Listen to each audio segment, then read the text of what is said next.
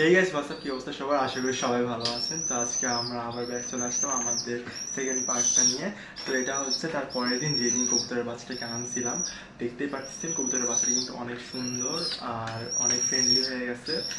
সারাদিন খাওয়াইছি, বেশ ভালো খাওয়া দাওয়া করছে। আর কিভাবে খাওয়াতে হয় না খাওয়াতে হয় সব কিছু নিয়ে আলোচনা করব। আর বাচ্চাটাকে কিন্তু আমি বক্সের ভিতরে রাখতেছি মোটামুটি সারাদিন। যখন খাওয়াই তারপরে একটুখানি খেলি ওর সাথে।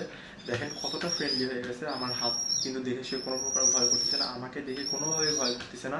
আর আমার কাছে আসলে যে খাবার পাওয়া যাবে সেটাও কিন্তু খুব ভালোভাবে বুঝে গেছে। আর এখন তাহলে কীভাবে খাওয়াতে হবে সেই জিনিসটা আপনাদেরকে প্র্যাকটিক্যালি দেখাই। মেনলি যেহেতু ও নিজে থেকে খেতে পারে না, তাই আমাদেরকে কিন্তু সব কিছুই ওকে খাওয়াই দিতে হবে। লাইক যে খাবারটা খায়, নর্মাল দানা আর পানি দুইটাই। তো পানি খাওয়ানোর জন্য অবশ্যই আমরা ড্রপার ইউজ করব। আর খাবার খাওয়ানোর জন্য ভাই কিছুই করার নেই, এখন হাত দিয়ে ধরে মুখটা খুলে আরামসে জাস্ট নর্মালি এইভাবে ধরবেন এক হাত দিয়ে।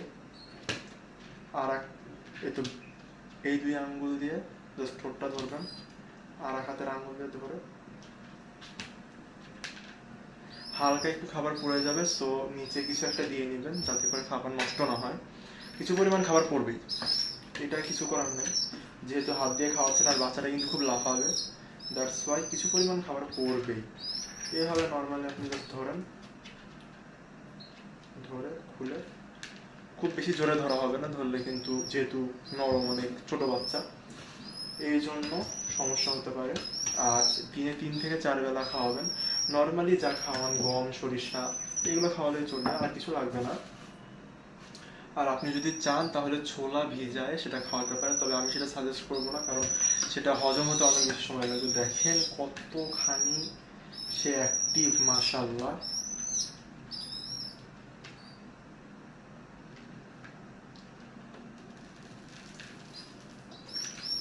মাশাআল্লাহ মাশাআল্লাহ। এভাবে খাওয়াবেন যতক্ষণ পর্যন্ত না ওর পেট ভরে যাচ্ছে। এখানে হাত দিলে বোঝা যাবে যে পেটটা ভরে গেছে। আর সেকেন্ড যে বিষয় সেটা হচ্ছে খাবার কিন্তু দিনে 3 বেলা দিলেও চলে যদি পেট ভরে খাওয়ান। কিন্তু দেখতে হবে এখানে যদি জমে জমে থাকে, মানে খাবার জমে আছে মনে হচ্ছে যে দলা বেঁধে আছে, পানি নাই, সেই ক্ষেত্রে কিন্তু ওদেরকে পানি খাওয়াতে হবে। এমনও হতে পারে যে হ্যাঁ এখানে অনেক খাবার জমা হয়ে আছে কিন্তু পানি নেই, পানি না থাকলে কিন্তু ও এটাকে ডাইজেস্ট করতে পারবে না আর কিছুদিনের ভিতরে অসুস্থ হয়ে পড়বে। সো এইভাবে জাস্ট সিরিঞ্জে পানি নিলেন, মানে ড্রপারে নেওয়ার পর মুখ হা করে ঢুকাইতে ছেড়ে দিলেন। আর কতক্ষণ পর্যন্ত পানি খাওয়াবেন, কতখানি পানি খাওয়াবেন, যতক্ষণ পর্যন্ত এখানে ভিতরে যে খাবারটা আছে সেটা মনে হয় যে না নরম নরম হয়ে গেছে আর দলা পেকে নেই, তখন বুঝবেন যে আপনার পানি খাওয়ানো শেষ হয়ে গেছে। কিন্তু পানি কিন্তু বাচ্চাটা বেশ ভালোই খাবে, যেহেতু বাবা মা আগে নিজে খায়, খাওয়ার পরে পানি খায়, পানি খেয়ে তারপরে একটা অ্যামাউন্ট ওদেরকে খাওয়ায়, যার কারণে ওদেরকে বেশি পরিমাণে পানি খাওয়াতে হবে, তা না হলে অনেকটাই সমস্যা হওয়ার চান্স আছে। এভাবে পানি খাওয়াবেন, খাবার খাওয়ানো শেষ হয়ে গেলে জাস্ট একটু খেলবেন, ও আপনার সাথে থাকবে। এরকম চিল্লাফাল্লা একটু একটু করবে, প্রথম প্রথম একটুখানি চিল্লাফাল্লা করবে, যেহেতু বাবা মার কাছে সরাই নিয়ে আসছেন, চিল্লাফাল্লা করবে, সমস্যা নেই।